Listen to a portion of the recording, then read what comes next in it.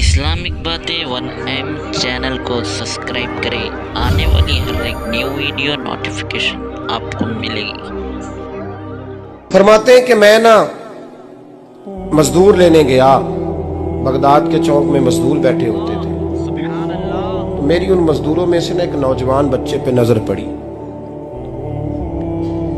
बड़ा कमजोर सा वजूद था, लेकिन चेहरे पर इबादत का निशान था। माथा बताता था कि नमाज का बड़ा ख्याल रखता है। मैं उसके करीब गया। चेहरे भी बड़ा कुछ बताते हैं ना, चेहरों में भी बड़ी रानाई होती है। फरमाते हैं मैं करीब गया। मैंने उसको कहा बेटे मजदूरी करोगे? तो कहने लगा मजदूरों में बैठा हूं तो जरूर मजदूरी के लिए ही तो बैठा हूं। तो मैंने कहा कि चलो फिर। कहने लगा नहीं मेरी कुछ शर्तें। मैंने कहा बताओ। कहने लगा पहली शर्त यह है कि लोग 4 दिनार दिहाड़ी लेते हैं, मैं 3 दिनार लूंगा। मैंने कहा यार भाई तो बड़ी बेहतरीन है, बाकी भी इस तरह की रख ले। उसने कहा हुजूर दूसरी शर्त यह है कि मैं आपकी मुकम्मल बात मानूंगा, लेकिन जब अजान हो जाएगी फिर आपकी नहीं सुनूंगा। तीसरी बात उसने ये की कि हुजूर मैं आपके घर में काम करूंगा पर आपके किसी सवाल का जवाब नहीं दूंगा। कहते मैंने कहा यार तू बड़ा अजीब है, शर्तें तो मालिकों की होती हैं। कहने लगा जी बहरहाल मैं शर्तें लगा के जाता हूँ। फरमाते मैं उसे घर ले आया।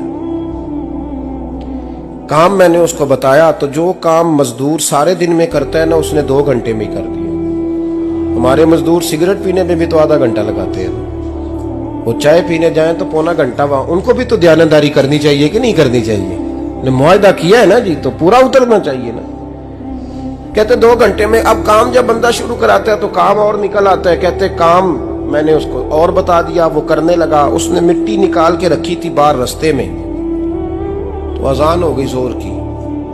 उसने वहीं कुदाल छोड़ी कही और चलने लगा। तो मेरा बेटा कहने लगा इसको जरा बराबर कर दो। कहने लगा चुप कर जा, तेरे बाप से बात हुई थी।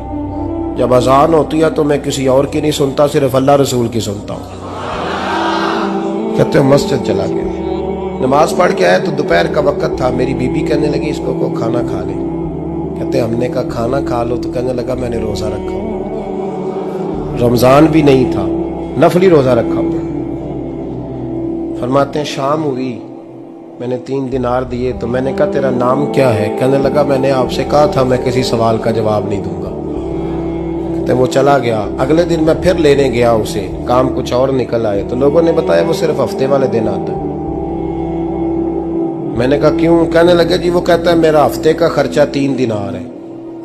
जब 3 दिनार कमा लेता हूं तो बाकी सारा टाइम अल्लाह रसूल की जिक्र में गुजार दिया करता हूं। फरमाते हैं अजीब। अगले हफ्ते मैं फिर लेने गया। मैंने पूरा हफ्ता इंतजार किया कि काम उसी से कराना है। मैं जब गया तो मैंने कहा चलो। कहने लगा मेरी शर्तें याद है ना? और मैंने कहा याद है भाई, साथ चल। फरमाते हैं काम कराया। 2-3 हफ्ते वो आता रहा। एक हफ्ते में गया तो लोगों ने कहा हुजूर आज नहीं आया। क्यों? कहने लगे बीमार हो गए। कहाँ घर है? कहने लगे बगदाद के कब्रिस्तान के पीछे जो कच्ची आबादी है उसमें रहता है। फरमाते मैं गया, दरवाजे पे दस्तक दी तो कहने लगा हुजूर आप हैं? दरवाजा खुला है, आ जाइए।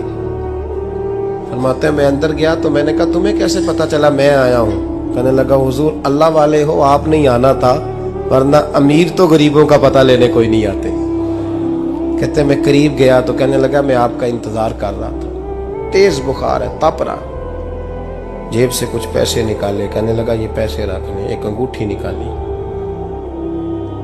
कहने लगा हुजूर आज रात को मेरा इंतकाल हो जाएगा, इन पैसों का कफन खरीद के सुबह जनाजा पढ़ के मुझे दफन कर देना, और जब दफन करो तो ये अंगूठी लेके असर के बाद हारून रशीद के पास जाना।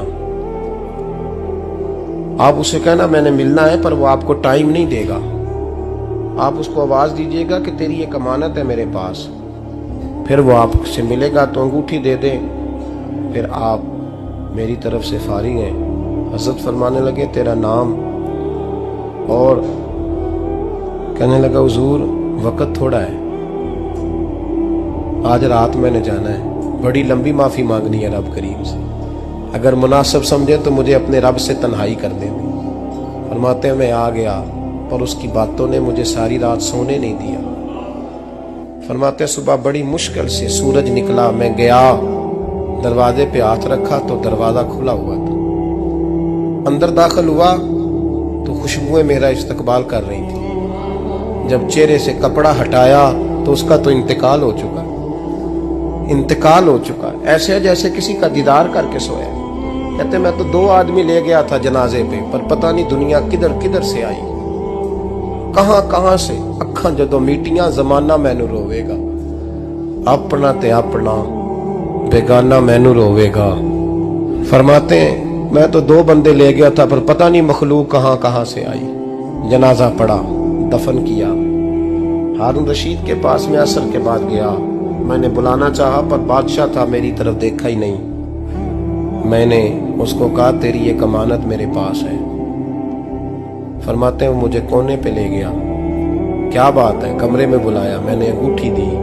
हारून रशीद तो चीखे मारने लगा, कहने लगा अंगूठी वाला कहाँ है? मैंने कहा वो तो इंतकाल कर गया। कहने लगा मुझे कब्र पे ले चल। कहते मैं कब्र पे लाया तो वो लेट गया, तड़प के रोने लगा। मैंने कहा मेरा कलेजा फट जाएगा, ना उसने कुछ बताया ना तूने बताया, ये कौन था? तो हारून रशीद कहने लगा ये मेरा बेटा था। मैंने कहा तेरा बेटा और मजदूर? कहने लगा हुजूर ये हजरत दाऊद ताई के पास बैठा करता था, उनका मुरीद था। मुझे रोज कहता था अब्बा तूने बड़ी दुनिया इकट्ठी कर ली है, मरते वक्त तुझसे टांगे समेटी नहीं जाएंगी, इतना हिसाब नहीं तू दे सकेगा। मैं इसको समझा देता, इसकी अम्मा समझा देती। ये रोज हमें कहता छोड़ दो, आ जाओ अल्लाह रसूल की बारगाह में झुक जाएं।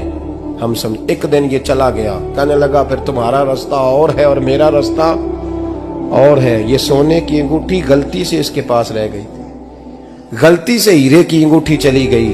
कहने लगा देखो मेरे बेटे ने आज वो भी वापस कर दी है। फिर तड़प के कहने लगा हारून रशीद था तो ये मेरा बेटा, पर मेरा मुर्शद निकला, मेरा पीर निकला। भाई जिंदगी तो बड़ी थोड़ी है ना। बाबा साहब ने कहा था उठ फरीदा सुते आ, दाढ़ी आ गया पूर, अग्गा नेड़े आ गया, पिछा रह गया दूर। उठ फरीदा सुते आ, खलकत वेखन जा, मते कोई मिल जाई बख्शिया ते तू ही बख्शिया जा। उठ फरीदा सुते आ, झाड़ू दे मसीत, तू सुते रब जागदा, तेरी डाडे नाल परीत। मेरा रब हमें भी अपनी बारगाह में कबूल फरमा।